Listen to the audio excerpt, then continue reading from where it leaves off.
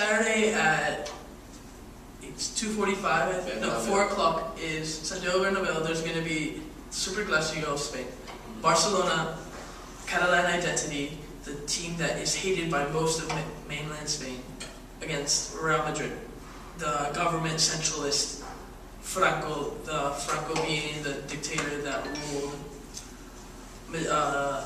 Spain for over 40 years. This is a clash of identities, and this is one of the biggest finals, one of the biggest games. It's treated like a final for us. This is one of the biggest games. I think it will be like the final because the team that comes out on top. No, there's. I feel this game does not. The way the teams are playing right now, like if Madrid wins, the way Madrid and Barca are playing right now. Madrid plays Valencia next weekend. Yeah, the game. This game is Madrid decided. wins and Valencia, they lose Valencia. Barcelona can come back. And La then Liga, that'll be another stalemate. It's more moral than it is like morality than it is. La Liga is not over this Saturday. I'm not saying it's over. I'm saying it's a very big. A lot of people are saying that this like game, mental game. Yeah, I understand. One actually points game. It's a very big mental game. I understand what It you're can be a saying. mental game, but it's also who has the mental strength to come out of this and progress on. Because there's 8 games, 24 points is up in the gray area. I'm saying, yes, if Madrid loses, but they win La Liga, of course it'll hurt to have lost to Barcelona 2 years in a row. Of course. But you also have to take in part that Barcelona is still in the Champions League. Exactly, but I mean, it's more of a question for Real Madrid. I guess it's more prideful for them in a sense, rather than Barcelona, because they're competing in 2 cups now rather than 1. Exactly. But that we'll see also whether Pep Loyola will be risking his players for the 2 weeks from now, and see where their mentality is, whether in that game or if they're looking for the Champions League glory. I think they're looking for the Champions League. I would think La Liga. It's more for.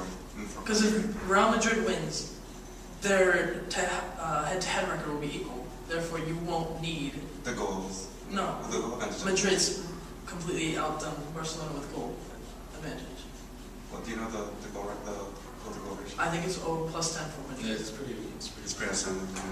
And therefore, you can have a loss for Barcelona, yes. And then Madrid plays Valencia the next weekend. Yeah. Valencia is playing really well. They just came off as an unlucky tie against Atletico today. But should Madrid lose, Barcelona win, it's equal again. And then you're going to have 7 games left until the end of the season, and that determines who wins the league. And if they should end up tie again, Madrid wins because of the goal advantage. But this is more of a question for Madrid's game rather than Barcelona's game. There's a psychological warfare being apparent right now as the Madrid players are trying to scale this down to a little bit. They win, okay, not to get their hopes up, because that's what we need. That's what Madrid needs. They need to be calm and do their job.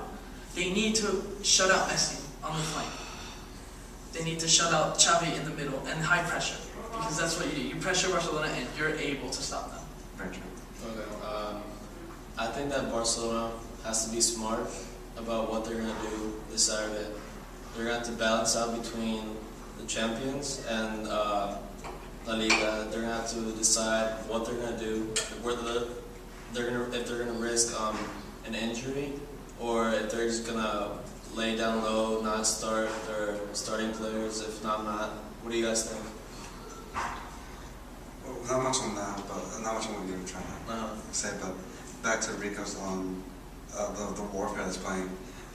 In a recent little interview with Pep, he was talking about how this really isn't a big game for Barca.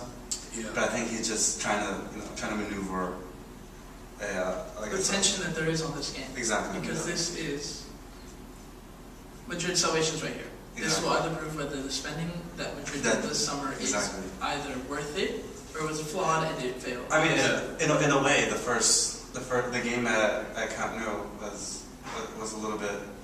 That was Madrid's game to win. It didn't really prove that Madrid didn't work for Madrid, because a 1-0 victory that was well played for Barca and Madrid didn't really prove that it was, that it didn't work. They played well though. You had Madrid. I'm saying that it was a great game. It was a great game, and it was just that lucky thing that Alves found Ibrahimovic in the box from slack defending from the central. Okay. Therefore, they're going to bring this back, and Ibrahimovic is gone this weekend. You're going to have the whole team is probably going to rely more on Messi than any other time now. And I think Messi's attacking from the right this weekend, so they're probably not going to use Marcelo as a defensive role. They're going to put him into the mid, and they're going to have probably Loyola on the left. It will be extremely interesting to see how Messi will deal with so much pressure on him, because that's where the goals are going to be threaded through. And also Messi coming off of a 4-goal victory. A 4-goal, and Messi, and I think it was a couple weeks ago, Messi went back-to-back hat-tricks. Yeah. So you'll see, this will be the first test for Messi. This will point out. Because Arsenal was a team that's old defensive errors, without Fabregas, and Nicolas Mentler, who couldn't capitalize on 3 goals. Fine.